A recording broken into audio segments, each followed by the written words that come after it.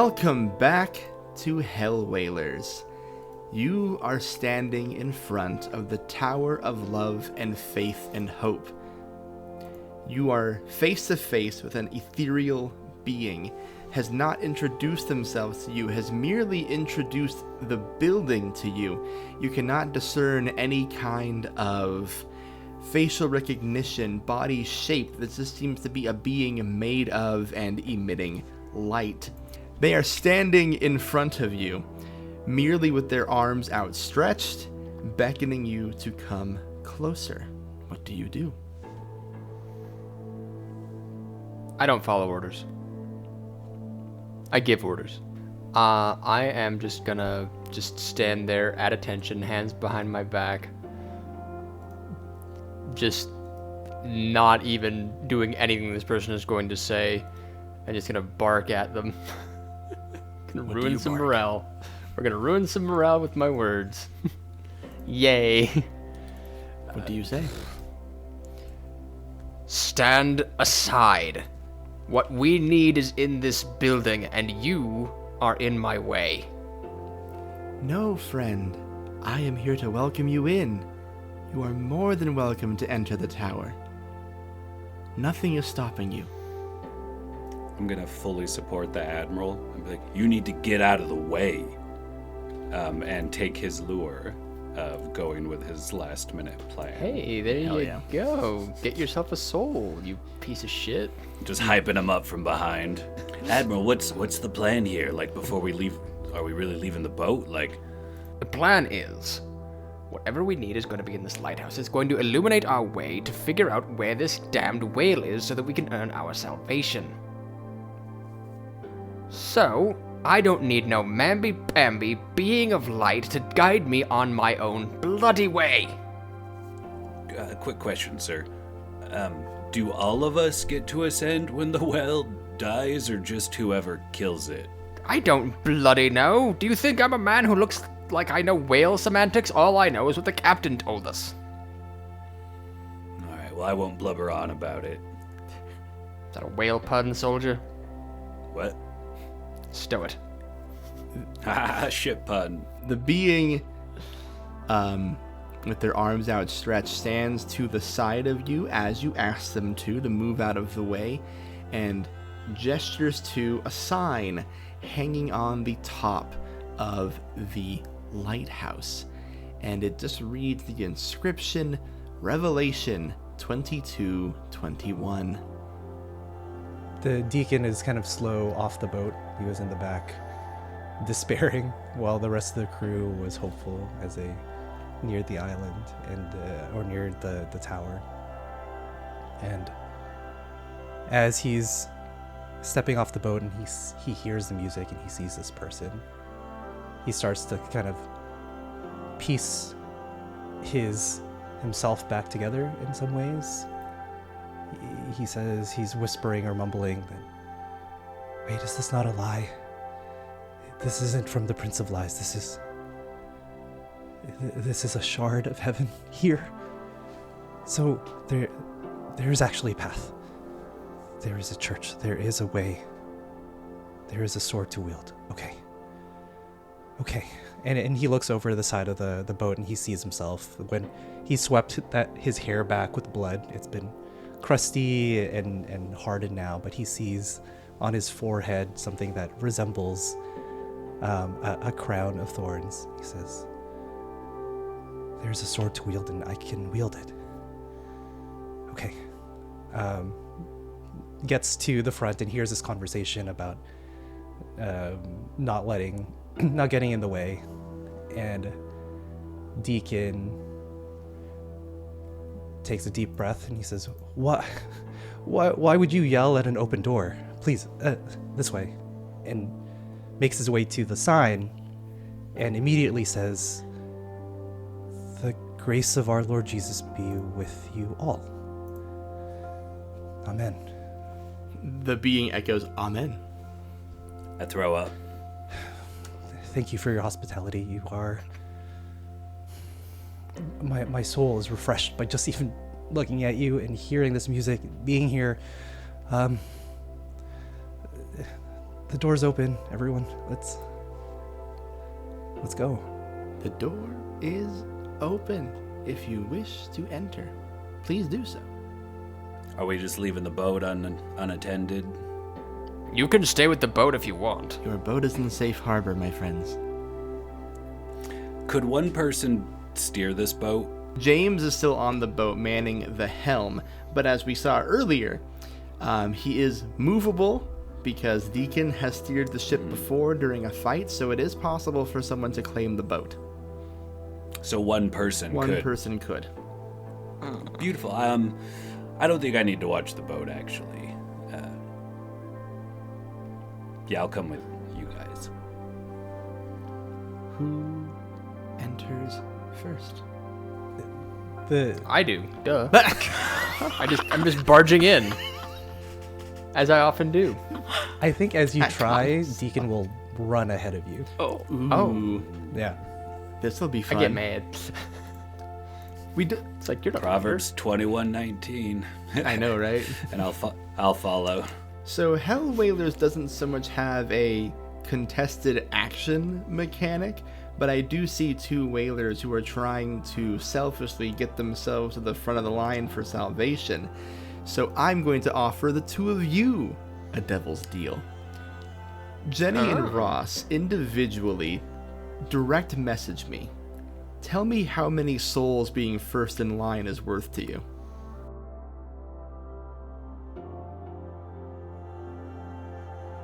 Souls have been offered to cut ahead for salvation. Deacon, you move to the front of the line, losing 2 souls.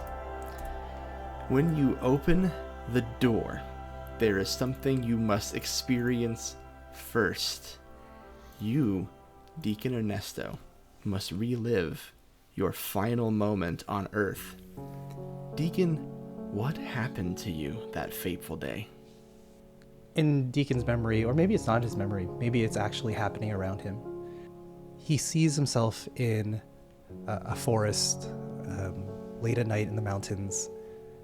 You can hear monkeys in the trees and bugs chirping and hornbills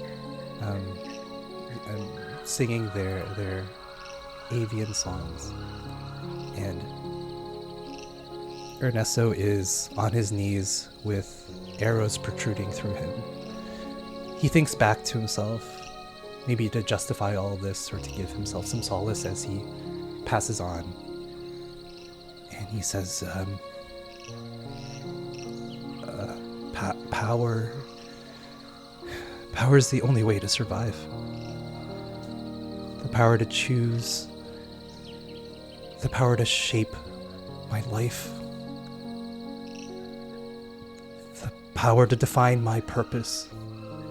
And there was no way in this life that I could have that power. It doesn't exist. I am an afterthought. But I'm glad I could do this for my family. If I can be a martyr, then they can sell all the things I had prepared for them. If I can die as a martyr, then I can have the power that I need in the next life. And he thinks back to all the things that he's been doing, the moment where he realizes that there was no way for him to wield the influence and wealth of a priest in colonial Philippines. There was no way for him to educate himself further or to, all his attempts to kill his family so that he can then be free from that obligation and to move on, they all failed. So he thought the only thing then is, if I can be a martyr, then great. That's the path available for me. And he thinks back to all the times where, in his service of the poor and those in need, he specifically chose like the political dissidents, the ones that the church would be most angry that I would be helping. And he ignored all the people that really needed his help, that clawed at his soul, that begged for his prayers. He just chose the ones that would get him to where he needed to go. He remembers making the deal with a dealer of a dealer of a dealer to find a way to get archaic weapons that look like they belong in antiquity, near those who would use them against him, to place them in accessible areas or ways or avenues, so that the temptation was there, the anger was seated. All he needed to do was wait. And he hoped that the writings that he prepared, all the relics of a martyr that he had very carefully placed in and around the village and in his family home, that they were waiting, just as he did, for a taste from the chalice. You might never know if they did. When you enter the tower, you are walking in a similar way to a wounded animal. The arrows in you still feeling fresh. It's almost as if you're limping through that forest again, and you collapse in its doorway underneath the pain of it all. But you are inside. Admiral. You watch a Deacon push right past you, jump in there. You don't even see the aftermath. As soon as you rush into the door, the split second after them, that verse again playing through your head that Ernesto repeated. What was your final day like? Noise. Immediately, like, screaming of people. And the sounds of violent metal rending against each other. He was in a pretty nasty battle at sea when he was on his final day, and he didn't even get a chance to really bark out the order that, to evacuate, to abandon ship. He didn't get that kind of time. He did not face his death with dignity either. This man was, for the first time in his life, being defeated. This man was in a panic. All source of power taken from him as he was just another body swallowed by the deep. And that scared the shit out of him. What got you? What was ultimately the thing that happened? It was a combination of little things. Maybe the men weren't prepared enough. Maybe they didn't check every single part of the boat for, structural integrity or, support. Maybe it was just one torpedo too many or one lucky shot from their enemies. It wasn't any one thing that did them in. It was the culmination of all of his failures and all of his rash decisions that finally just kind of broke the camel's back. When you enter the tower, you're gonna feel two things. The first is a voice, maybe the sound of a young 17-year-old private on your ship asking, "Admiral, do we surrender?" And your voice not producing any sound. The second thing you'll hear is the crashing and familiar feeling of water flooding your eardrums. The feeling of drowning comes back to you, Admiral, for that is ultimately how you perished. A captain, an admiral, a fleet commander goes down with the ship, whether they choose to or not. And when you appear in the tower, you struggle to catch your breath. You flop onto the ground. It feels like you just came out of the deepest end of the deepest pool. But you Just like spits up water. But you are in the tower. Which brings us back to outside of the tower with Roaden and Annette. You don't see what happens to your friends. You just see them go in. Annette goes last. Oh, I'm fine not being last. There's that whole first will be last, last would be first, and I'd rather stay out of that scripture if I can. It was fitting to watch the father rush ahead, so though, I guess I'm going in too. You meekly enter. No race, no contest, no pushing each other. You just open the door and walk in. Roaden, what was your final day like? Dull. Imagine a worn-down fisherman's shack. You can hear the sounds of the port and the ocean not too far away. It smells like shit because he's been so sick for a few days. You see like a sweaty-toothed madman on his bed where the blankets have been kicked off and he's accidentally got himself tangled up in all these fisherman nets that are just impossibly twisted around him, but his eyes are a little gaunt. There's no food or water visible in the place, and there's like a vomit bucket next to him, having gotten one of the many strange bugs that can go around in communities like this. And he's just like staring at shadows and mumbling to himself, like feeling eternity ready to judge him. And all he has is disrespect for it. So I should feel bad for putting danger in the world? What does that say about you, you fuck? And he's just like flipping off heaven, insisting he did the same, and hoping if he does go to hell, he'll be hanging out with the apostles. Is there anyone there with you, or do you suffer alone? There's been no one here for a while. Last winter, she died last winter. A lot of whores died last winter. There hasn't been anyone here since then.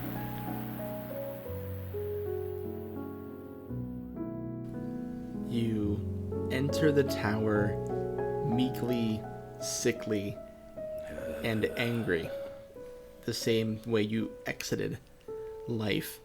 You feel the nausea, the gut-churning vial return to your stomach and throat as you walk through the tower. You are not drowning. You are not pierced by arrows. You are dealing with something viral as you enter, and as you have done twice now since arriving at the tower, you throw up. Good. Which brings me to Annette. Last in line, staring at an open door. Annette hesitates. She is not one who believes that she deserves salvation. In fact, she knows so. Salvation is not for someone like her. She made her choice. She understands why she is here. However, she dares not leave the people that have gotten this far with her alone. And so she steps through, not with the hopes of salvation, but with the hopes that she can see them through. You make the choice to go through, but for a split second you feel a bright, glowing, warming hand at your back, almost making you go through. Hard to say what that is. But, Annette, what was your final day like? My final day was spent alone, in a lot of pain. It is this searing pain and numbness in her feet and her hands as she is stumbling in a dark room. There is no light in these windows. There is no other sound. It is strictly her alone. Because there is no one else anymore. Not for her. She's made sure of it. So as she is stumbling and losing her blood pressure, as whatever has overtaken her body continues to overtake her body, her white and red cell counts are plummeting. There is a weakness as she stumbles into the bed that is unmade and unkept. She's dying of her own poisoning that she has used against others. It is raging throughout her body as her body is slowly going into cardiovascular collapse. As she stumbles and she falls, and the last thing that she's staring at the ceiling alone, the click of her jaw as something dislocates. Walking through is a painful experience for you. You thought you were rid of this. You know you belong in hell, but you didn't think you're going to have to deal with the feeling of poison again. You feel your jaw unhinge. And the minute you step through, you feel the color, what's left of it, drain out of your skin. You feel your blood vessels tightening up, the fatigue overtaking you, the collapse is coming, and you flop down in a way not unlike the Deacon did. Some arrows are internal, after all, and you all have made it in the tower. Roaden, specifically, I will say you see your 3 friends literally collapsed on the ground. Good idea. I'll lay down.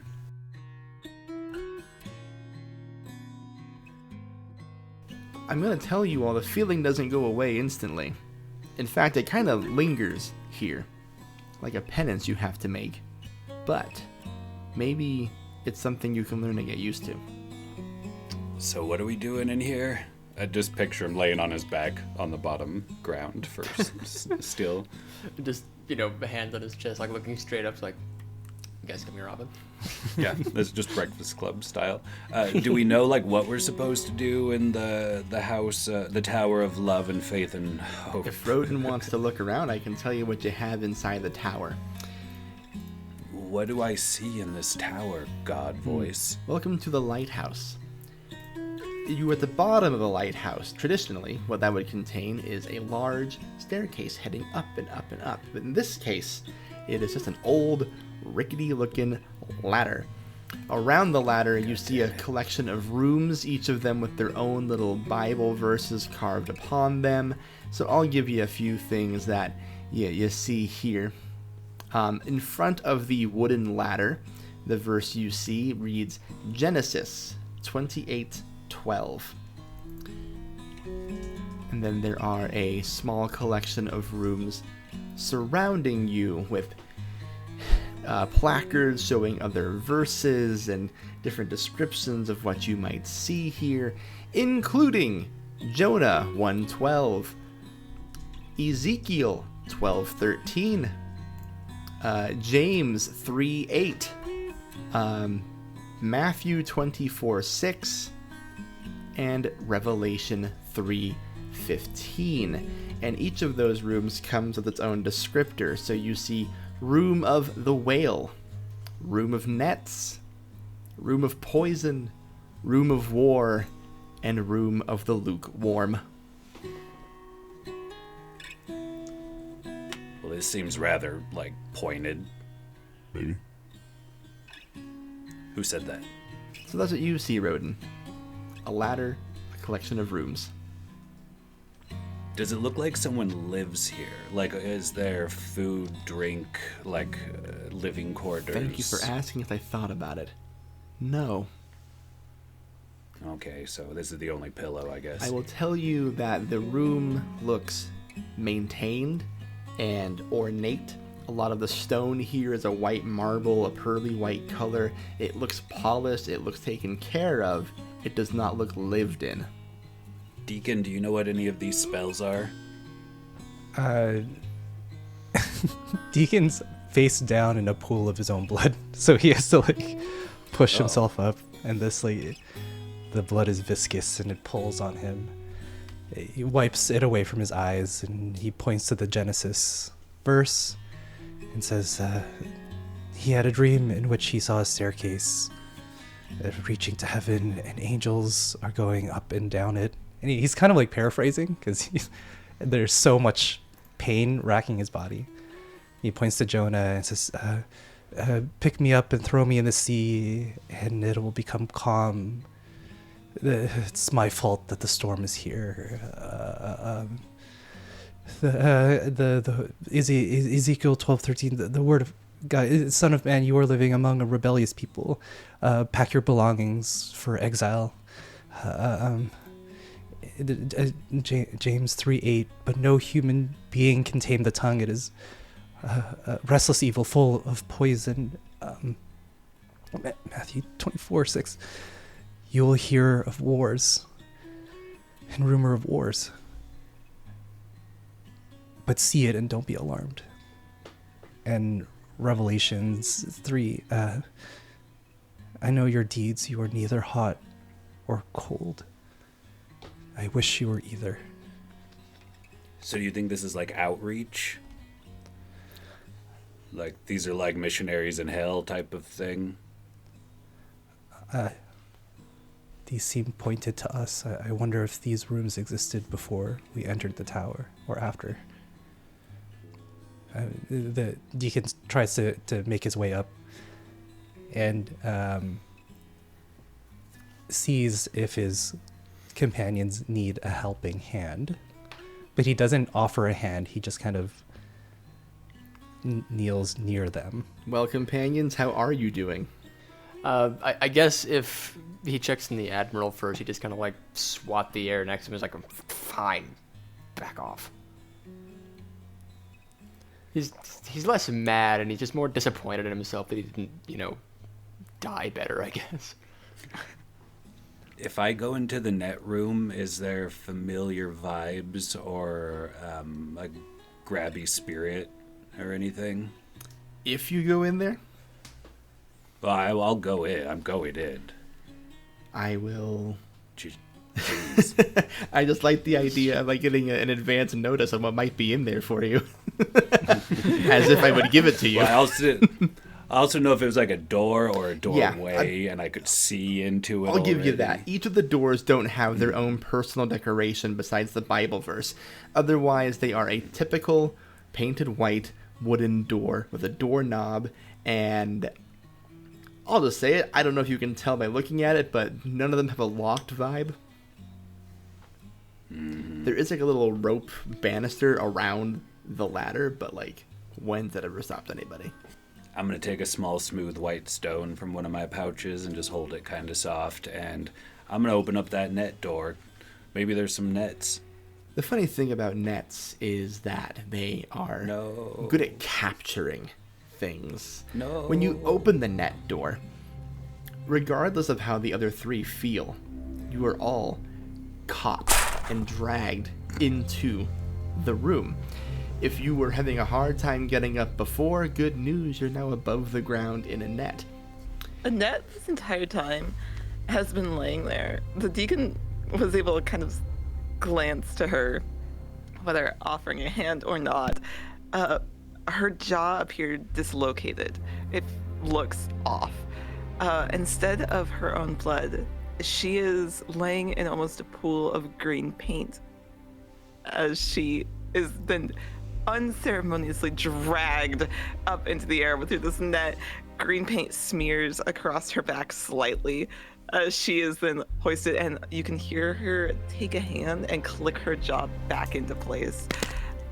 You snap it back into place. You feel the pain of relocating a jaw. It's uncomfortable, and you are sandwiched, smushed even, with the Admiral and the Deacon, but as you look outside of the net, you do see Roaden gets to be on the outside. Roaden, there is a soul appearing to be wearing an all-white, flowing gown. They are smiling at you. They float up to you as if they are a descending balloon or a maiden lost at sea. They whisper in your ear, I forgive you. You may rest. You gently feel small kisses on the wounds where your nets have been hooked as this spirit lifts each individual one out of you, gently, delicately, and lovingly. You do not bleed. It does not hurt. Do I feel beautiful? You tell me.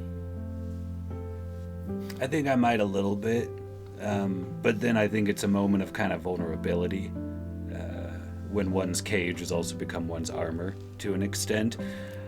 Do my quote-unquote companions see all this happening? Is it a process of time? I'm so glad you asked. Companions, are you looking at Roaden? No? No. He's kind of in his own little world. I'm beautiful, Admiral. Deacon can also care less. He's looking at the ladder. That's kind of his focus. Up to Annette, then. It's a passive, cursory glance. of having taken account of the other two and knowing where they are, and that confusion of, wait, we're missing one. And so it's almost a frantic, confused look.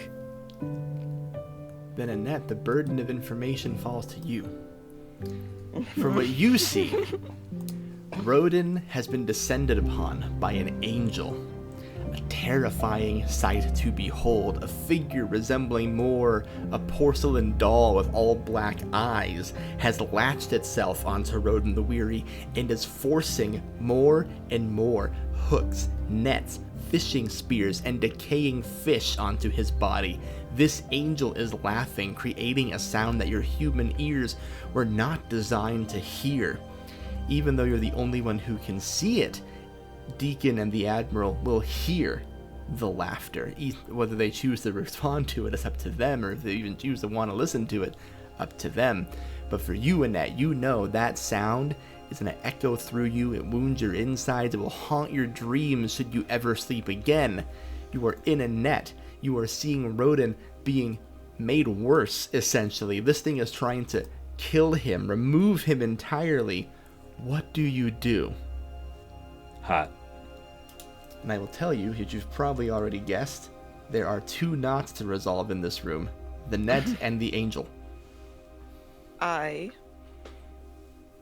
look towards the Deacon, who is currently not paying attention to the situation.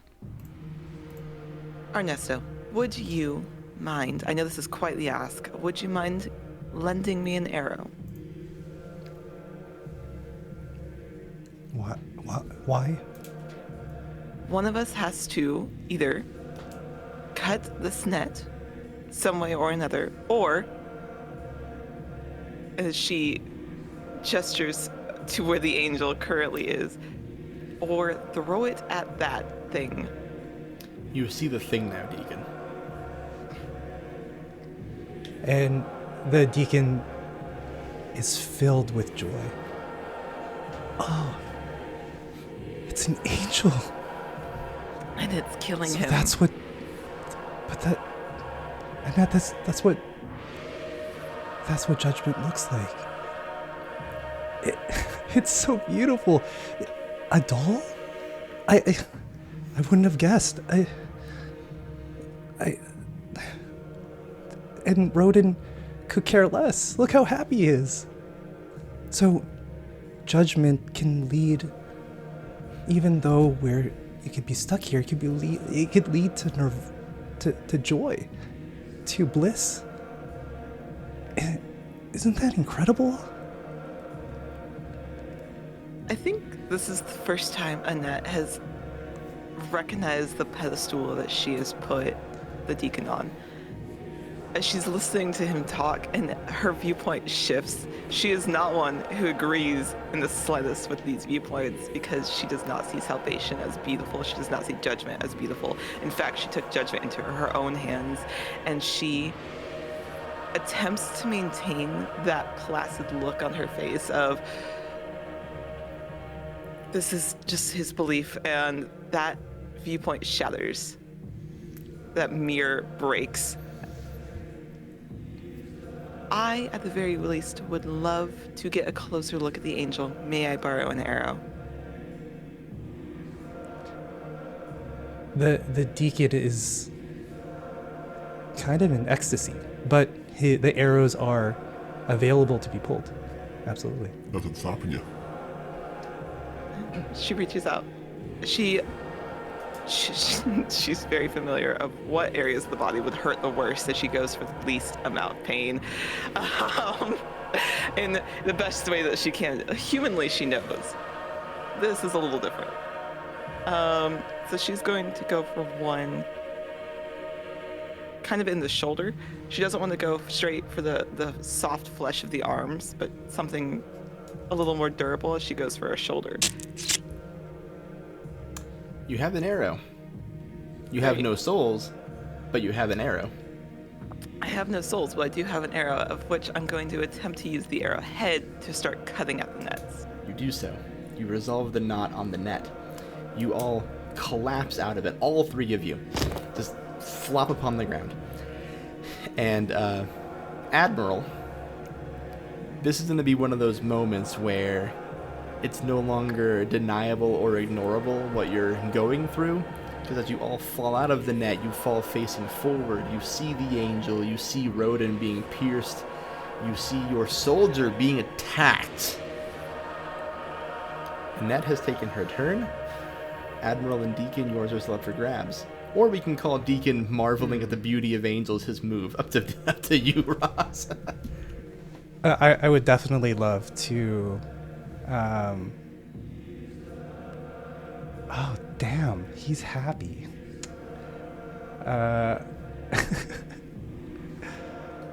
The good and neighborly thing to do is to help Roaden, and Ernesto does not. He revels in the sight. So he uses the weak move, turn away from the light. A very literal turning away from the light. I like it. Which brings me to the Admiral. He's gonna do a weak move. Oh, man. He's gonna stumble headfirst into danger.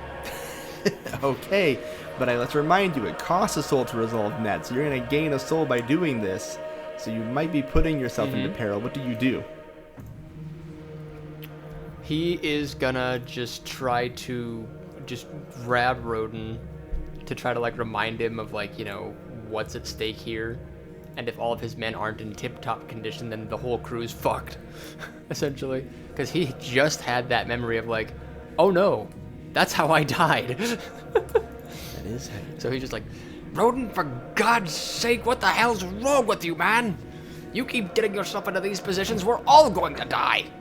You reach a hand out, you stumble headfirst into danger. Any good commander understands what plunging into battle themselves means.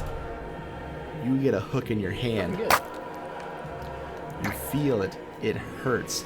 You understand the pain of Roaden's constant bearing of the net. You take accrue harm. Now, in the order of initiative, Roaden, you don't know what's happening to you, but you do get a turn. I would like to spend a soul to do this strong move, keep going despite everything. And even if the Admiral's shake or anything almost pulls him out, it's like that in the morning when you're resisting coming out of a dream. So you actually hear Roaden mumble, "Your lips are like a scarlet thread, and your mouth is lovely. Your cheeks are like halves of pomegranate behind your veil," as he bleeds and smiles into the hellfire. Would you like to apply that strong move to the knot?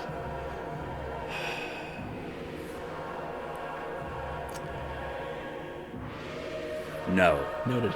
All you do is lose a soul. So you spend a soul to revel in this. You speak to the angel softly and kindly. The angel smiles back at you, echoes the words back in a nice, friendly tone right back at you, and just keeps placing more and more things upon you. A drop of some funny green liquids being placed into your ear. It makes you hear things better. The noise is gone for a moment. He touches my brow with oils. Exactly. My cup runneth over. Didn't resolve the angel knot this turn. Another piece of crew harm is assessed. You now have an A on the claim table, and it goes back to you, Annette, as the only person here who seems to have wanted to help Roaden from the word go. Have I seen what happened to the Admiral when they've reached out? Yes. To touch them? Yes, you were all watching what happened, and you saw the Admiral give in to his weaker, baser instincts, and it cost him his hand, very literally. There's like a hook inside of him right now, like a fishing hook, a used one too. It's all gross. Great. I think that the arrow has returned to the Deacon, I'm sure, by this point. Hear me out. This angel has many eyes, correct? Two porcelain, all black eyes. Okay, great. Would you say the paint that Annette was laying in when she came to is a physical thing I could interact with? Oh, absolutely. It's all over your clothes. Amazing. Okay, so fantastic. Okay, so what I'm going to do is take the paintbrush that I have hidden in my sleeve, which is also covered with stained green paint. take some of the paint from myself, my clothing, whatever I can find that is the wettest of this paint. I want to try to paint over its eyes with this green arsenic-laced paint that I have used to kill dozens of people. I want to paint over its face. Dig it. I'm assuming you're spending a weapon supply to do so since it's the poison. I am. Cool. You get closer to the angel. No resistance here. You paint over both of its eyes. It takes a green color now instead of the black that you had been seeing, and you see smoke start to come out of them. You definitely did something to it. Excellent. Admiral, I'm going to go to you since you're closest. Okay. Since I got a soul just now, I'm gonna go ahead and try to use it to resolve this conflict, and I'm gonna fight with everything I've got. Your strong move, cool. That is one of my strong moves, yes. I'm gonna, similar tactic. I'm just gonna start, trying to pry Roaden free of the angel, but this time I'm gonna go a little bit smarter about it, like try to swat hooks as they're coming my direction, try to defend myself a little better, because, you can't just rush recklessly into this sort of thing. What do you do to it? You said it's physically trying to entangle him in more nets? Did I understand More that nets, right? hooks, decaying fish, spears, just putting things in him. Right. I was getting that. I was getting a little bit of unreliable narrator, because you told Roaden that he feels fine, but then we see him getting annihilated essentially. Yeah. Who knows which one of me is right? I don't know. Heaven works in mysterious fuck yous. So yeah, I'm just kind of trying to get some physical distance between Roaden and the angel, kind of putting myself in between them as a mediator, so to speak. Hey, imagine that. So you're pulling Roaden away from the conflict. Mm-hmm. Okay. You spend a strong move to go towards the knot. You note very quickly that the angel isn't resisting you. And it just seems to be just putting things in the air or reaching out as far as it can to reach Roaden, maybe kind of nicks you a little bit, but you spent a strong move, so I won't put it to your crew health. But you're pulling Roaden out. He's not all the way out, which brings you to the Deacon. I think Ernesto will use I'm being stupid. He's going to approach the angel,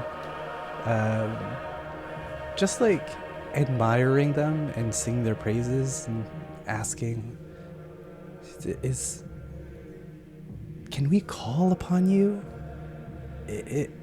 Does your form change according to the person or the sin? Is there a sin that you can't judge, that weighs too much on your wings? Can I call upon you? And he starts to say, if I offer parts of me, can I call upon you? And he starts to actually pull arrows out of his body. And as the arrows shoot out from indiscernible places towards him, he genuflects in front of the angel, and the arrows miss the Deacon and pierce into the angel. When you do so, Hell's arrows pierce an angel, what you understand to be a divine being, and you watch as this porcelain doll's face with burning eyes births a new mouth so that it might scream in pain and terror. It looks at you, the eye color melts, the eyes completely drain down its face until you see no face at all, and the angel collapses into a pile of bones. You've resolved the knot, Ernesto. Roaden, you are jerked away from your dream, and you are being cradled in the arms of Fleet Admiral Jacques Noir. It kinda sucks.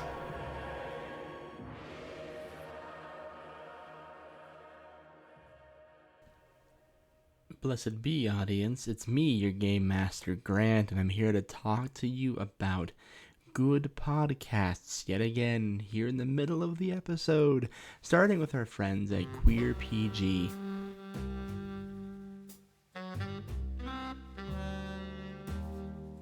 Hey, you! You don't look familiar. First time in this part of the city?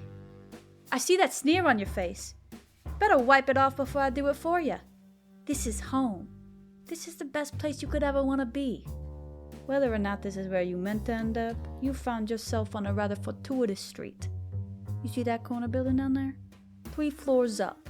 Lamplight Investigative Services. Friends of mine, you ask. Loaded words you're throwing around this evening. Good people is what they are, though. Not a single one of them will admit to being nice. Something about duty, yada yada. A bunch of BS if I do say so myself. Who am I? No need to worry your pretty little head about that. I'm sure my name will come up in time. But go. See for yourself, 3 floors up, gold-gilded sign. As for Mama, don't tell him I sent you. She'll know what to do.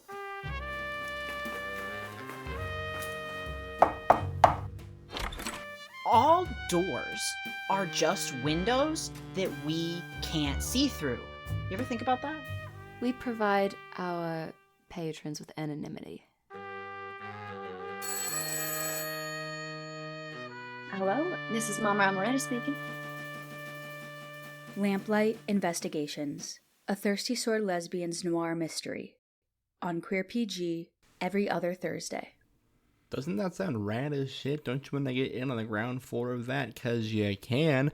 The 3rd season of Queer PG is live now, and it just got started. The 2nd episode just went up, and it's been a hoot. I really enjoy this Thirsty Sword Lesbians interpretation as a noir, really talented group of role players, really fun, interesting story and mystery. Go check them out. They're pals of ours. Next up, our friends over at Tabletopped. Welcome to Tabletop. My name is Nick, and I think that fudging dice rolls is totally okay. Hey, it's me, Franco, and rolling for initiative sucks. I'm Daniel, and I think you should modify your first level characters as much as you want. And I'm Shade, and if your TTRPG hasn't evolved into a LARP, you've done it wrong. And we all host Tabletopped, a TTRPG podcast about all things games and storytelling. And sometimes we have game designers, professional researchers, and even the occasional owlbear. If this interests you, listen to Tabletop every Monday wherever you get your podcasts. Tabletop is a proud member of the Helios Network. We love the boys over at Tabletop, one of our all-time favorite podcasts to listen to. We've plugged them quite a few times on the show, and baby, I'll plug them forever, if you know what I mean. Now, without further ado, I return you to the Tower of Faith and Hope and Love and the rest of Hellwhalers.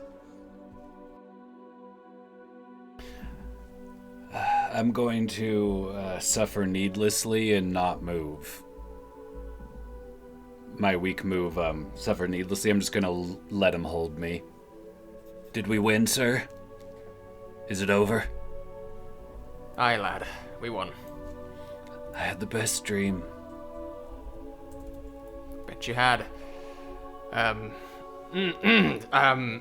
Anyhow, It's fucking hot, sir. just kind of gives him an awkward pat on an area of his body that does not have a net or a hook in him, and then just like kind of pushes him away, but not like in a rude or mean way, just kind of like I go dead weight. Just flops over. Roaden, I will note that when you look upon yourself, you note that you are now adorned with more nets, more hooks, some spears, and some decaying fish. I have spears? You have spears now. There's some spears in you. Oh, in me? Yeah, the angel put spears in you. Not unlike a Roman to a Christ. Am I, like, actively bleeding out? No, same as you ever were. They're just in you. Oh, good. Oh, look, there's just water. The room melts and dissolves around you, and you find yourself back in the original entryway of the tower. God, don't open your fucking door. Rough. One door gone, 4 remaining, and a ladder. Do we have to clear all the fucking doors? I don't know.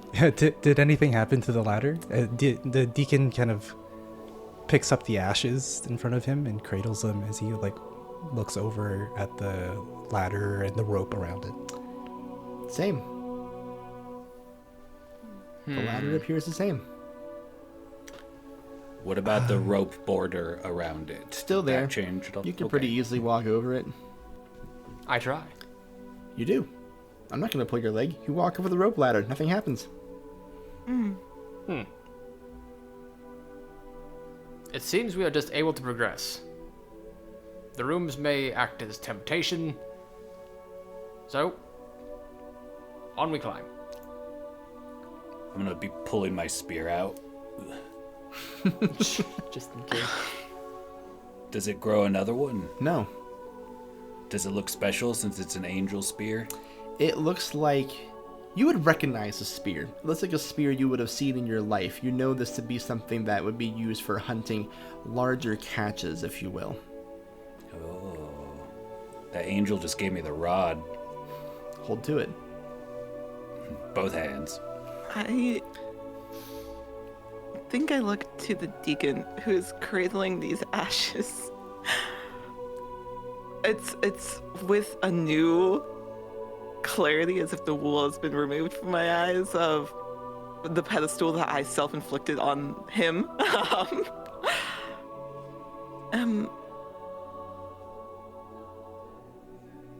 Deacon, are we going to be able to make it through this tower with the potential that there is danger and or things are not as they seem? Or is this going to be a constant battle between the two of us?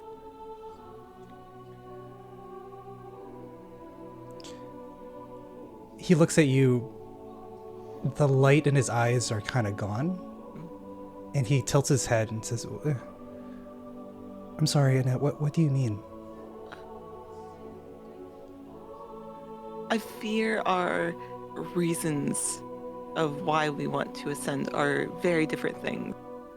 And I wonder if that will cause a rift between us going towards this tower and going upwards. Well, my goal hasn't changed. I move towards salvation. I believe yours hasn't changed either, that you are content here. The way might change as he looks down at these ashes. I didn't realize that Hell's angels can also be beautiful. I don't know. I'm starting to open my perspective. I see. But towards the top, that has always been the goal. Towards the top, then. And the Deacon will just start to go towards the ladder. And that will fall after. So we have Admiral, Annette, and the Deacon towards the ladder. Roaden is chilling. I'm pulling that spear out and just kind of like watching him from the bottom. Like making sure it doesn't collapse instantly. I'll allow it. The three of you ascend the ladder. You start climbing it. All feels, like a ladder would. Pretty standard ladder stuff. You're ascending it. You hear small creaks every now and again to test your faith. A little crack here and there. A little loss of your balance, but you don't fall. But something does happen to you immediately on the ladder. You remember your purpose. You can hear a heartbeat in your mind's ear. You press on up the ladder. And we're gonna go in descending order. Admiral, you're at the top of the ladder. What do you do? And yes, I am saying you are in an initiative right now.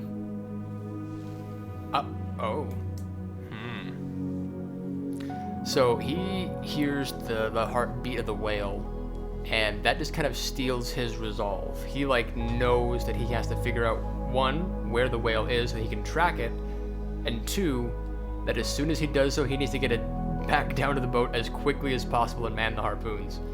So he's going faster up the ladder now. He's going really hauling ass for a 70-ish year old man.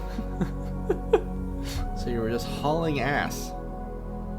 A regular move, if I had ever heard one. I'd say so. Is a heartbeat coming from above or all around us? You hear it in your head. Like, it seems like the location is in between your ears. Got it.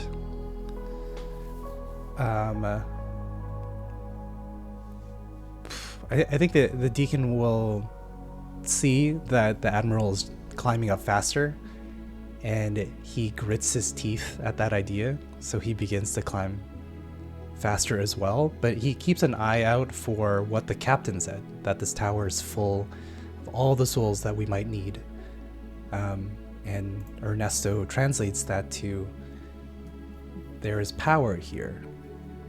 There is a means, and he's keeping an eye out as much as possible. So that keeps him behind the Admiral rather than right up on his feet.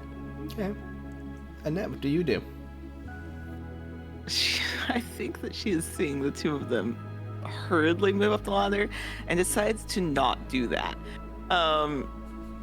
Almost stilling where she is, listening to this heartbeat, looking for changes, looking for whatever is about to happen, because that can't be it. We can't just be hearing it. As she's looking down to where Roaden is, and then looking back up, kind of wanting to keep this distance between everyone. There's got to be somebody that's a middleman, and she is willing to be that, so she stays.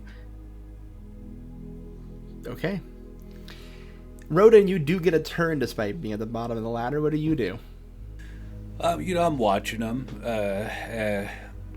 trying to not open any of the other doors. Because I remembered last time that, we needed more than one person to kind of get out of that situation, so I don't want to fucking die just to snoop a little bit. So if they get, they're so high they're out of sight, I would probably start making my way. It was just more let them go first and get rid of any traps. No traps. Nothing down there anyway. The four of you just ascend. All you do is climb the ladder. And then something changes while you're climbing the ladder. Damn it. The ladder begins to burn your hands, making it harder to climb. The actual physical need that it will cost you to climb the ladder from this point forward increases. Mechanically, what I'm telling you is the ladder has a knot, and to resolve any knot while this is an effect, it's going to cost you 2 souls every time. Not a weapon supply, 2 souls is now the cost to lower the ladder's knot.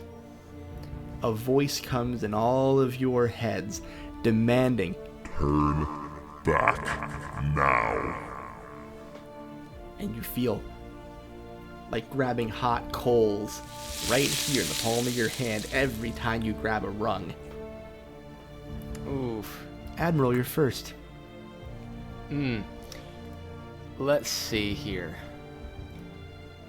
I don't know if I have the souls to do this. I have exactly 2 souls. Great. He is going to do an extraordinarily strong move here. The 2 souls payment. He's going to find a well of strength he didn't know he had. Okay. He is one hand on the ladder, just bearing the pain. Gonna rip off part of his shirt, and then kind of elbow it on one side, wrap one hand, and then grab on, and repeats the same thing. I don't know or care if that's gonna still burn his hands. I don't think he does either, but he's just trying to prepare himself, and he's gonna stick to his guns because he needs.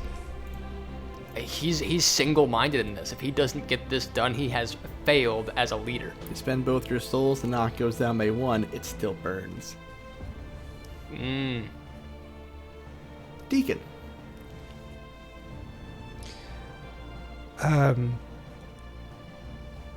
The Deacon begins to justify this. There must be something that I need to unburden. This is meant. I have to get past this. And he starts saying the penitential act, the I confess to Almighty God to himself. And he gets to the point where he says, through my fault, through my own grievous fault. And he is castigating himself as a weak move to gain a soul as he tries to continue upwards. Gain a soul. Still burns, but you have 2 now. Annette. The other 2 are moving. I don't want to be on this ladder anymore. There's Valid. 2 ways I can go. Either up or down. And I choose up because if I'm gonna push through it, I'm gonna push through it. So, I don't believe she has a move to use. You don't have any souls, but you can make a weak move to gain some if you want. Gain 1. I was gonna say, yeah, you know what? I think actually I'm gonna spin judge your worth by your value to others. Is I cannot be of value to the others if I am stuck on this ladder and refuse to go back down. So I'm gonna continue moving upwards. You gain a soul. Which brings me to Roaden. You were supposed to be looking out for traps down there, and as you're standing there watching the ladder, you see each of the individual wooden rungs start to glow this like hot red color, little steam rising off of it, and you hear like tss, tss, tss, like the further up you go, well, the further up you can hear in this giant large funnel they're ascending towards. So you listen, you can probably put 2 and 2 together. Ladder got hot. Friends hurt. You know, despite being an absolute shit, I've always been a strong supporter of the working class. And we also usually feel like ladders that are just waiting to be put to use for others' deeds. So I'm going to touch the ladder and spend 2 souls to ask it to take a break. And I'll be like, ladder, I've been there too. Don't let these fuckers use you. And I'm going to try to talk it out of working for heaven. The knock goes down. The ladder has no mouth, it cannot speak, but the ladder does seem to acknowledge that someone is actually thinking about it, that it might be a living organism. One step at a time, comrade. If a ladder could salute. Which brings me to the ladder's turn. I roll a 5. And Admiral, you will see this first, because you're looking up. You're all looking up, and you'll see it first, so you'll all see what happens. You see what you think could be an angel, if an angel was wearing like a raincoat and a hat, and a little like yellow outfit and galoshes, and a big thick glowing gray beard like peering down from the top of the tower. And he goes, "Oi, you're not supposed to be here." Kill him! Kill him! Kill him? Kill the angel? The keeper, before it can even hear or process a response or listen to what you have to say, just kind of pulls this big iron pot next to him and starts to pour a golden oozing liquid down the ladder, and it's molten gold screaming material down the steps. You feel as it starts pouring over you, your skin burn and melt in the holiest of ways. Another obstacle presented to you on this goddamn ladder, and you take crew health. And Admiral, I'm going to tell you for your own benefit, you take the damage first every time on this one. Oh, great. Of course I do. So I add an A to the claim table. You now have the hot ladder that costs 2 souls to resolve the knot, and now this new knot with the golden melted lava material coming down the stairs. The ladder is able to be climbed at any time if you have the ability to climb it. The ladder is also available to be abandoned any time if you don't have the resolve. Well, here's the thing, though. None of my weak moves talk about failure. Not really. So, he's going to refuse to change course. That's his weak move. He can't exactly do anything to spend souls at the moment, so he needs to gain some. I think he believes that he's trapped. You know, in only the way that a man who has lived his entire life at sea understands that one day the sea may swallow him. So he feels trapped in the situation, so he's going to refuse to change course. He's going to like try to shield himself from this, pain as much as he can, but he's kind of stuck in place at this moment, and in his hot-headedness kind of preventing his friends from ascending as well. Wow. You gain a soul. Which goes to Sure do. Annette. Well, she's on a ladder, and I love this for her. And I love this for her. I do love this for her. Do I hear the voice from the top of the ladder? Yes, it called out to all of you. You know what's coming. Great. You see the lava pouring over you. It burns. Great. Ooh.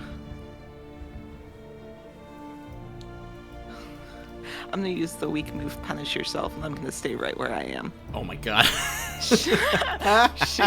These moves. I was saying, Deacon, you're stuck. I'm so sorry.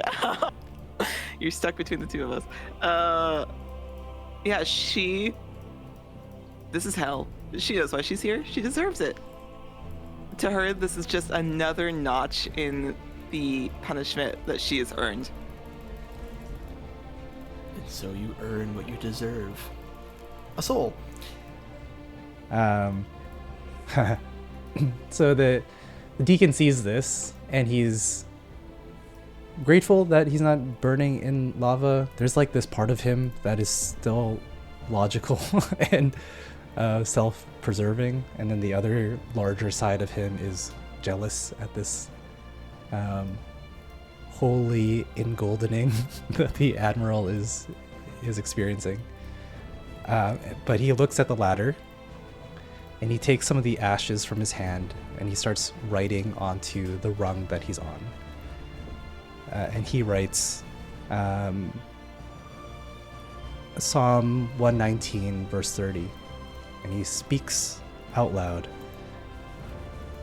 in a voice that's kind of not his own. He says,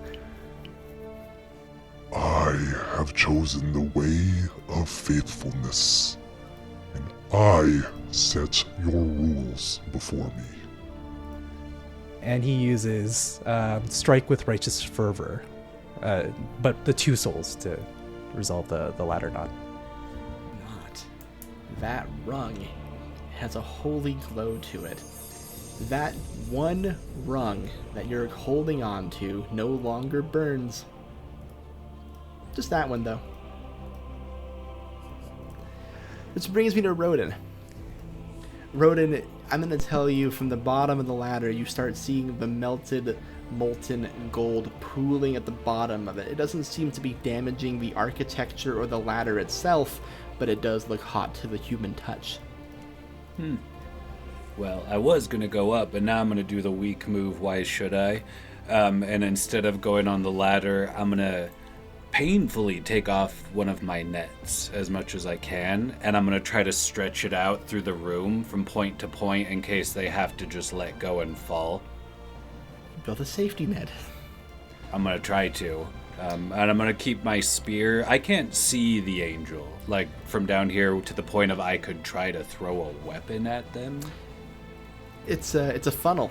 You can see the lighthouse keeper. Beautiful. I think I will set up the net first, though, because, if they all die and I don't, I have to work pretty hard.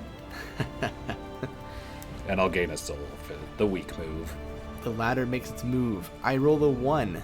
That voice in your head returns and demands you to turn back. Things still look bad, but they're sure not worse. Then you go back to the Admiral. Boy. Do I... Oh, you also take an M on the claim table since the lava is still a thing happening. So, it burns Correct. you even more than it did previously, Admiral. Yeah. How close am I to the guy pouring the lava at us? You know that staircase in Mario 64? I can't backwards long jump this one, can I? Listen, everything on this ladder is resolvable. If you're worried about things of distance, can I see, can I reach, the answer is always yes. The answer of how close am I? Epic. So close yet so far away is always the answer. I'm gonna make an important sacrifice. A strong move. A very strong move. I am going to just keep plowing up the ladder. Just kind of literally face tanking all of this lava just to get to this guy, grab him, and throw him to the floor. You do so. You ascend the ladder as fast and as angrily as you can, your skin literally melting off of you as you plow through that gold.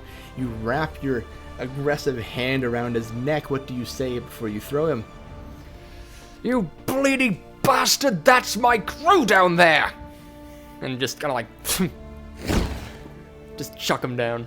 Roaden, at the bottom of the tower, you see an angel dressed up like a lighthouse keeper splatter and explode across the floor. Angelic organs and bones scattering everywhere, some holy blood just splashing on you. It doesn't do anything to you, it's aesthetic if anything, but yeah, that dude's dead. See, that's why Annette would have been a good idea. Mm-hmm.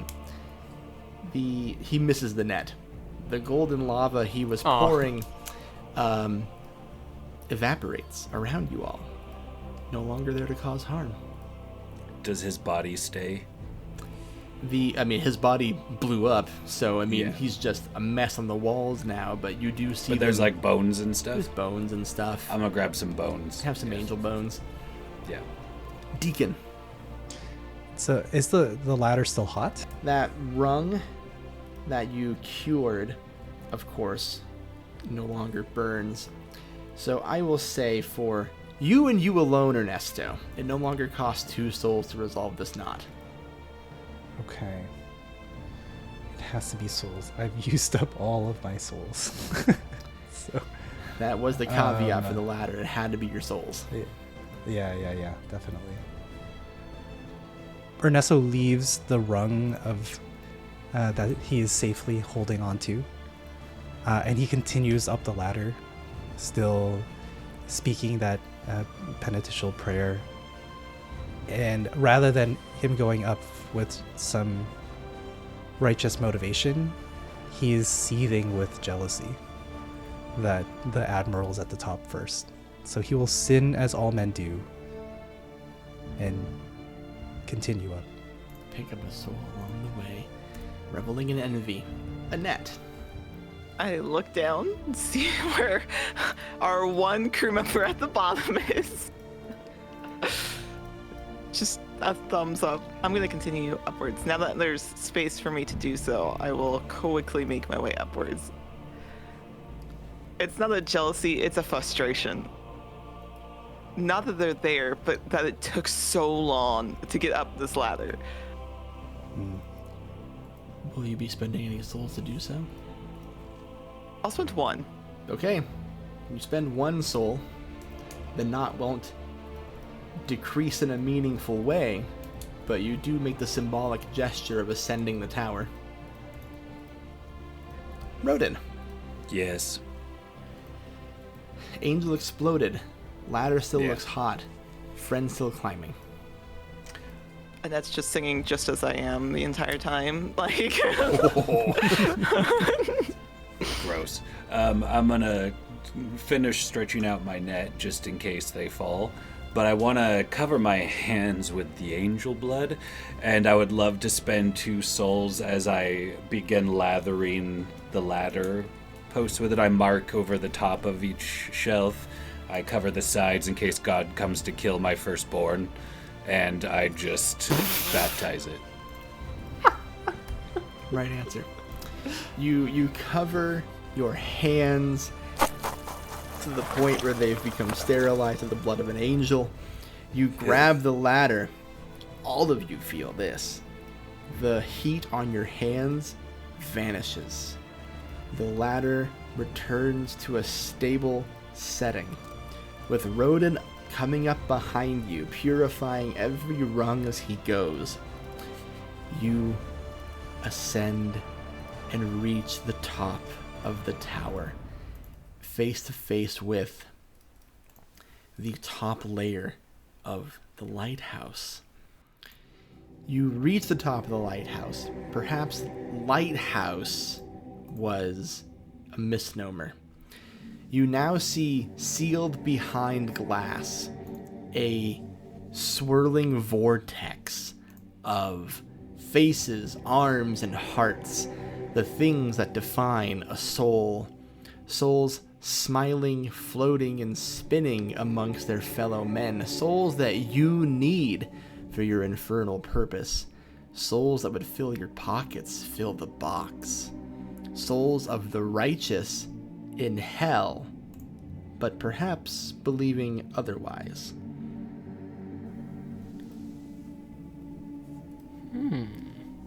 If you listen closely enough, you might hear your favorite hem in your ears, should you have one. Could be an actual hem, could be the voice of someone you lost and loved, could be just a cool jam you heard on the streets one day, but whatever it is that brings you solace in an auditory way, there it is. Alright, so there's this box with essentially what the captain had talked about. All the souls we need. Yeah, all behind where the light bulb would be in a lighthouse, that's where the souls are. It's a piercing, it's difficult to stand in the presence of. I will tell you that. Standing in the presence of all these souls, wow, it's like staring directly into a high voltage light bulb, or walking out of a movie theater in the middle of the day. But worse, it's piercing. It goes through your eyeballs. It's hard to behold for too long, like staring into the sun during an eclipse. Yeah, it looks like the key is before us.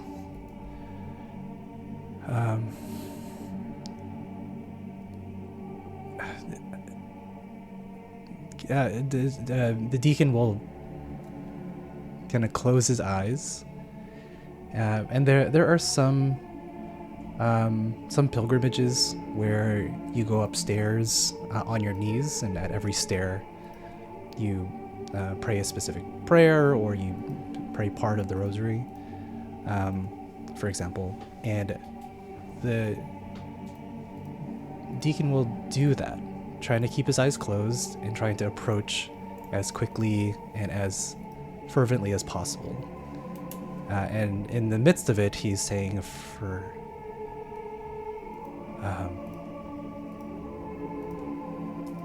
he will say, "And I will place on my shoulder the key to the house of David. I shall open and none shall shut."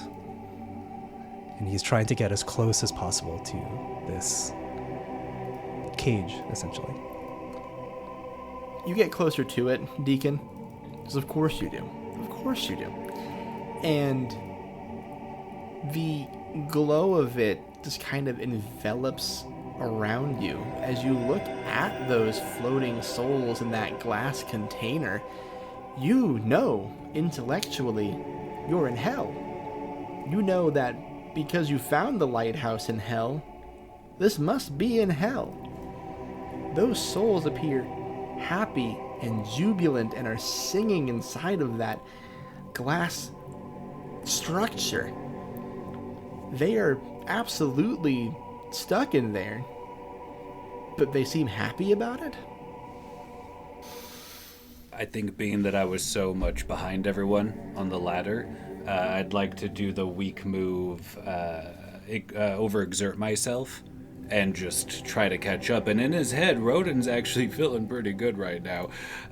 He's the one that solved the cannon knot, and all the birds attacking knot, and I mean, he's feeling pretty okay about himself. He knows that, you know, they all suck and they think he sucks, but without him, they'd be pretty fucked, is how it's looking. So knowing that he's left a net down for them in case they just have to jump, he starts overexerting himself to go up the ladder. Cool, have a soul. And you appear there and you witness all the souls trapped within that glowing bulb. You see Deacon Ernesto just having his moment. Yeah, I got my spear. We could just smash it. I mean, that's why we're here, right? Yeah, we do need the souls. Yeah. What you gonna do about it, Jacques?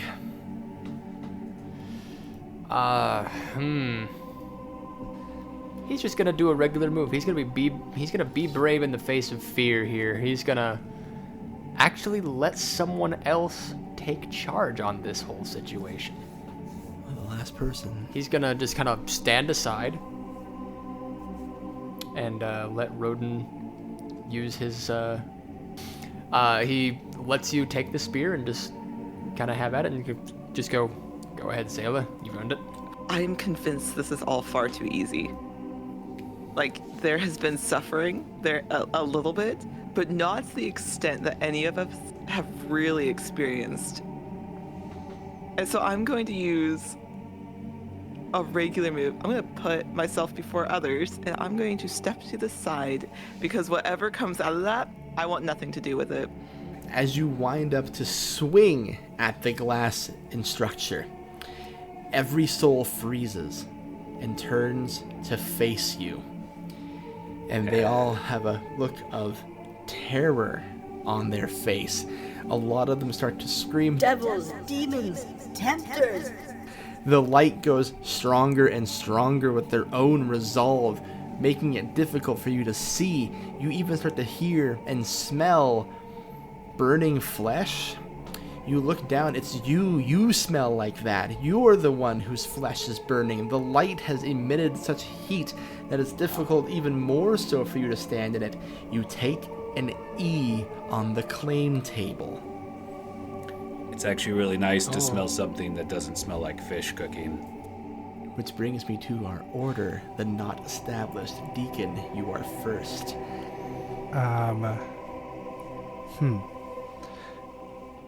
Deacon's burning the most. As Ernesto is the closest to the source of this. And he revels in it. This is the closest he's felt to fervor and faith in all of his time here. And he loves it, but he also recognizes that these are tools to claim. He says to the box and to the people in the box, the souls,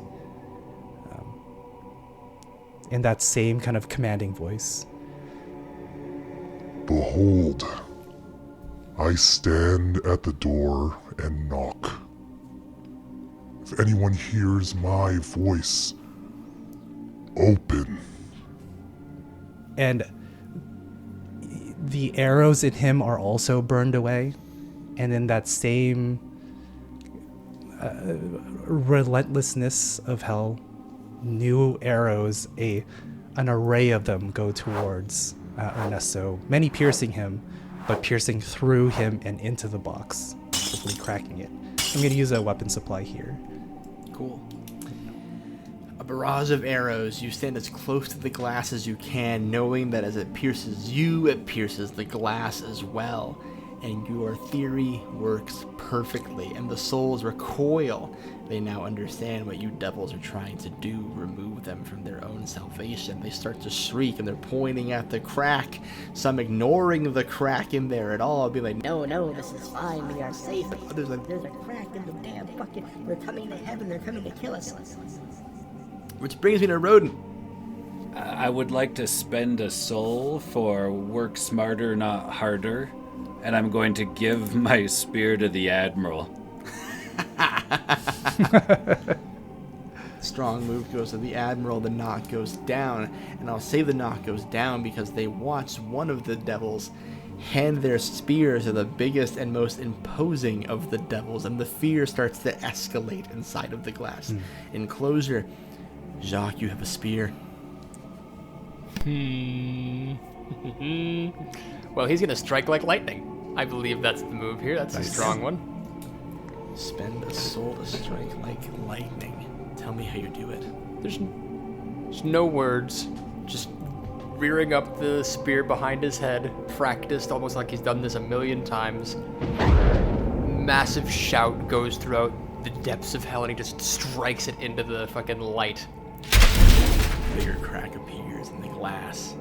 A lot of souls, like fish in an aquarium, swim up to it. You just see eyes like wide-eyed, panicked, mouths screaming, fingers pointing, hearts beating faster inside of it. You see the floating hearts moving, and other bigger souls start flying up next to it, looking around, being like, whose job is this? What do we do? which goes back to Annette. That's a great question.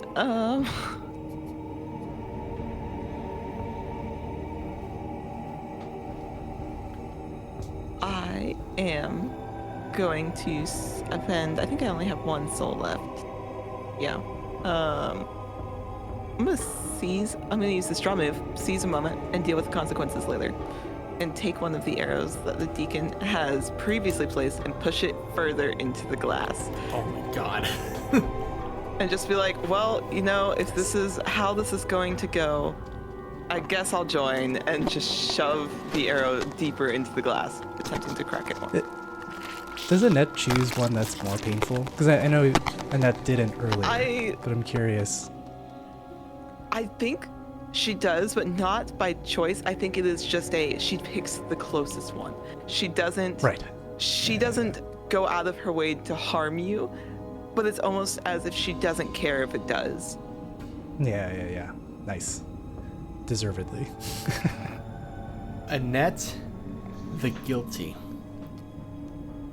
Destroyer of men in life.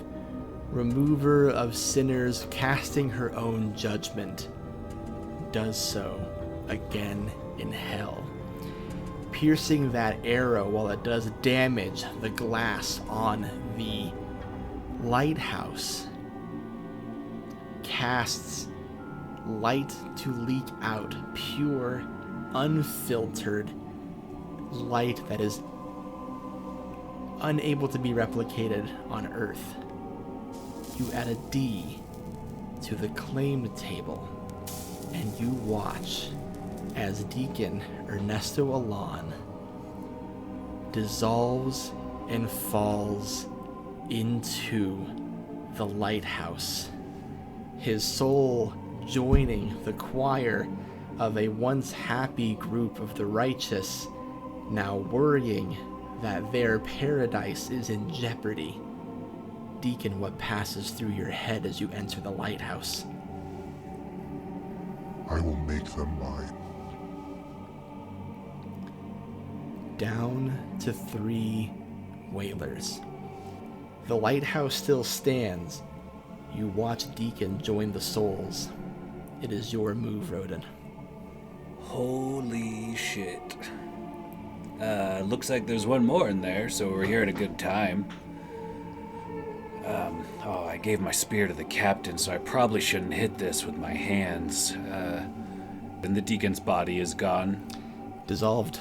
All the way, a robe and everything. Went right in there. All of him went in there. He now appears as a soul. Yeah. Deacon, would you say your eyes or a face or a heart, what would you say your soul looks like in there? Oh, it's a ball of light, but it is orbited by the ashes of that judgment angel earlier. Of course. Very obviously where you can see where he is in the midst of all this light. Yeah. So I didn't really care about him. I was just seeing if his book was still there because I wanted to use the paper for things. But that's fine if it's gone too. No. Yeah, that can be there.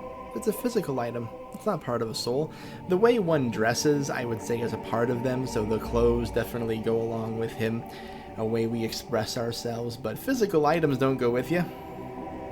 Perfect. I'll just keep that. I am covered in angel blood, and I gave my spear to the good Admiral, so I'm going to disrespect the memory of the dear Deacon by using his prayer book to smash against the glass covered in the blood of a hell angel. That one hurts. You watch all of those souls shrieking like, they're using the word of God against us! Join the party. I'm gonna use a weapon supply since I have one now because I have a spear. Okay.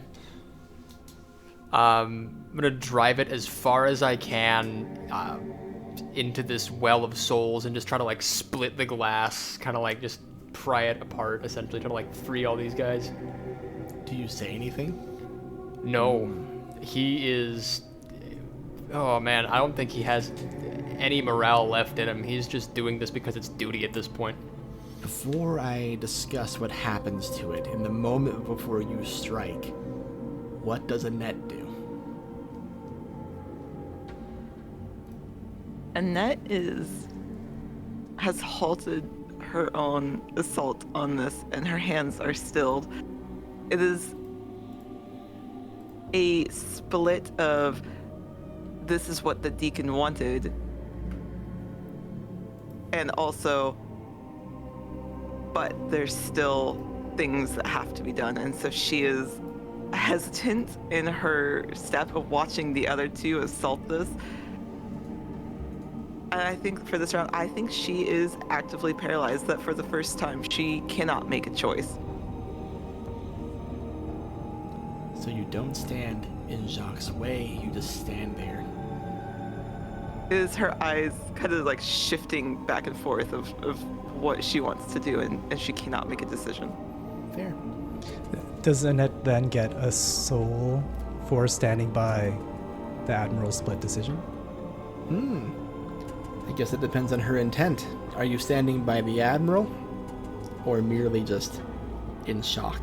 Just standing. I don't think she's necessarily stopping him. Like, it is a choice where she's actively, like, in the silence of not making a choice is made. That is how it works. And so I think in her silence that she probably is standing by the Admiral only because she now has to defer to someone else to make the decision for her. There you go. And so the initiative ends, and the Admiral strikes the glass. You saw what happened to Ernesto earlier. The thought crosses your mind that it could happen to me, and yet you struck. The glass all around the enclosure shatters. The light goes out. You are in pitch black. You hear trillions of screaming souls pierce through your ears. And then you appear back on land, back at the doorway. And if you check your coffers, Admiral, you will find that you are rewarded with 100 souls. You will now also note that you are surrounded by a group of unfamiliar human beings, not devils, not angels, but people who appear as they did at the time of their death, standing around the lighthouse. They can barely fit on this tiny island. You see Deacon Ernesto Alon in his body with his arrows returned to him, looking just as confused as everyone else. People find the being you spoke to at the beginning of this episode, at the beginning of this entrance to the lighthouse, and they are demanding answers. People are like, what happened? We were in heaven. Is this not heaven? And the being just simply shakes its head and goes, you were never there. You never made it. But you were here. You were, by all accounts, good Christians. But you never made it. And then an uproar, rioting, people charging at this angel, demanding answers. People saying, I was a youth counselor. I led children. People saying, I did everything I could. I worked with the poor. People saying, I voted the right way forever. I protected Christian values. Why am I here? I defended good and righteous people. And the being just stands there taking the blows, arrows, curses, all the complaining, and just says, you received your reward. That's what you earned. You're here now. And this is where you've always been. Kept away from everyone else, but now you are here. Ernesto, you, however, out of everyone else, hear the answers and have a full memory of your time before you were in the lighthouse. You recall going to hell. You know you've been in hell. How do you react? What do you do? You see your companions there. When you see him in the sea of people, he's weeping, not into his hands. He's just standing there with rivers of tears running down his face, thinking that maybe there was a way to that power was once again taken away and it had evaporated at his fingertips. But he also knows, because we were there before, that there still is a way. And can Ernesto find a jacket that kind of looks like Captain Mudge's jacket? You are looking among everyone. No one seems to have abandoned their clothes. However, I think it's safe to say that a sailing captain who perhaps found himself to be a good and honest man could be counted amongst the congregation here. Perhaps he is wearing a similar jacket to the captain. Great. Deacon just rips it off his back. And he puts it on. And above the din of the crowd, he yells, "There is no fear in love, but perfect love casts out all fear." And he starts to try and tokenize everybody around him into a large and ostentatious golden cross. Jacques, Roaden, Annette. Hard to miss that. That's that guy that used to work with us. He still works with us, you asshole. Just like slaps Well, I you. mean, there's like 100 people here. We could really rehire for the position. Oh, over 100. A whole island's worth of bodies. 100 souls became currency, and Jacques has all of them. We should get on the boat before any of them know. What do you think, Annette? I don't understand. As I'm watching the Deacon, I don't understand this faithfulness. Nor do I understand why the Deacon is so bent on this, watching as he attempts to gather everyone into the shape of a cross. I don't understand, because what is God other than just some far off, mythical and magical entity whose creation he's abandoned like a child's project? This isn't your fault, Annette. No, but we are created to suffer and to cause suffering. Bombs fall, where is the creator? Children die, and what divine is there to wipe the tears of weeping parents? For one who claims to love their creations, why is there no comfort for them? God doesn't help us out of fear, not out of fear of his creation, but simply for their amusement, and I'm tired of being the butt of the joke and the jester. So I don't understand, as I gestured to the Deacon, this faithfulness and this attempt to get to heaven of once, when I don't need to ascend to heaven because I want to be there for salvation. I want to look in the face of the holy and show them that they are no longer needed. We can do it ourselves. Annette, a sludgy black hand touches your shoulder. All feel very similarly. And Captain Mudge reappears. At the end of that, Roaden gives one of those sighs where, like, you ask someone how their day is and they talk to you way too much. And then he walks away, taking a soul for taking Annette's lure at telling them that something isn't their fault. Our soul count as it stands: Roaden 1, Annette 1, Ernesto 1, Jacques 100. Just casually. Captain Mudge holds out the box in front of Jacques and Annette and says, "We can do this. We can finally get what we actually deserve. If you just put the souls in the box, Jacques. I won't even tell you. You don't gotta put them all in, Jacques. What you do with them is up to you. But I only need so many. Please. We can call the whale. We can end this. We can even get rid of Ernesto's power trip up there. I know the truth about the Hellwhale. I found a door. I know the truth.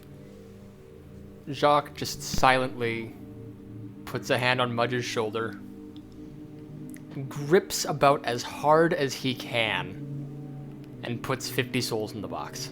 The box vibrates and wriggles and makes a horrible, wretched sound. Deacon Ernesto, you have assembled the congregation into the shape of a cross, but it is hard for even you, having finally gotten the leadership, the power, the control of the righteous that you've been craving your entire existence and afterlife.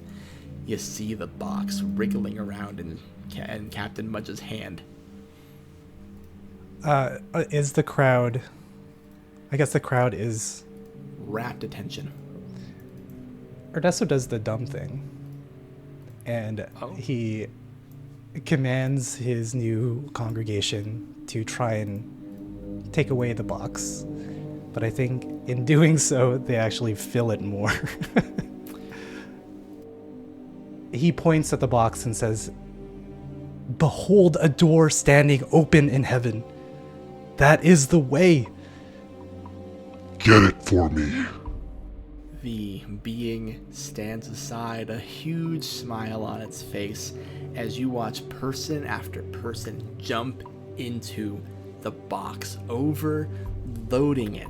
The box literally bursting in a huge piercing ball of light, overtaking all of Captain Mudge. And then you hear it, off in the distance, the unmistakable cry of a whale. An echoing, piercing feeling.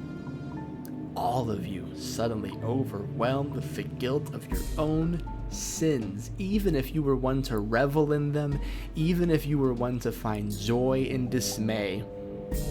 This sound feels like the eye of God catching you. And out in the distance stands a pearl white giant whale.